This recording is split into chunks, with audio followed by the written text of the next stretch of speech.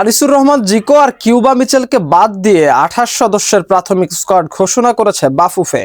তবে স্কোয়াডে আছেন সমিত সোম ও ফাহামিদুল ইসলাম তারেক। রোববার ঘোষিত এই তালিকায় রয়েছে আরও এক নতুন মুখ। সিঙ্গাপুর আর ভিয়েতনাম ম্যাচকে সামনে রেখে ঘোষিত প্রাথমিক স্কোয়াড নিয়ে আরও বিস্তারিত থাকছে প্রতিবেদনে। ভিয়েতনাম ও সিঙ্গাপুরের বিপক্ষে ম্যাচকে সামনে রেখে ২৮ সদস্যের প্রাথমিক স্কোয়াড ঘোষণা করেছে বাংলাদেশ ফুটবল ফেডারেশন বাফুফে।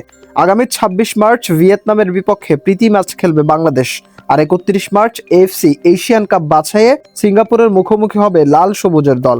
রোববার ঘোষিত স্কোয়াডে নতুন মুখ হিসেবে জায়গা পেয়েছেন ব্রাদার্স ইউনিয়নের গোলরক্ষক ইসাক আকন্দ। তবে নিষেধাজ্ঞার কারণে দলে নেই রাকিবুল ইসলাম ও তপু বর্মন। এছাড়া ইংল্যান্ড প্রবাসী ফরওয়ার্ড কিউবা মিচেল ও ডিফেন্ডার তাজউদ্দিন আহমেদ জায়গা পাননি এই দলে। ইনজুরি কাটিয়ে দলে ফিরেছেন বিশ্বনাথ ঘোষ, মঞ্জুর রহমান মানিক ও ইসা ফয়সাল।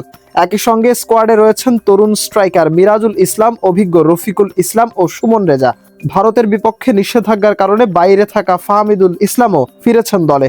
লেস্টার সিটির মিডফিল্ডার হামজা চৌধুরীকে প্রাথমিক ক্যাম্পে রাখা না হলেও তিনি ২২ মার্চ ভিয়েতনামে দলের সঙ্গে যোগ দিতে পারেন বলে আশা করা হচ্ছে। কোচ হাবিয়ার কাবরেরার ঘোষিত এই স্কোয়াডে তারুণ্য ও অভিজ্ঞতার সমন্বয় রাখা হয়েছে, যেখানে গোলপোস্টে মিতুল মার্মা, মাঝ মাঠে জামাল ভুইয়া ও সোহেল রানার নেতৃত্ব দলকে এগিয়ে নেওয়ার পরিকল্পনা রয়েছে। আক্রমণ ভাগে সুমন রেজা, মিরাজুল ইসলাম ও রফিকুল ইসলামের গতি এবং হামজা চৌধুরীর উপস্থিতি দলকে আরও শক্তিশালী করবে বলেও মনে করছেন বিশ্লেষকরা। মাশরাফি, নিশানা স্পোর্টস।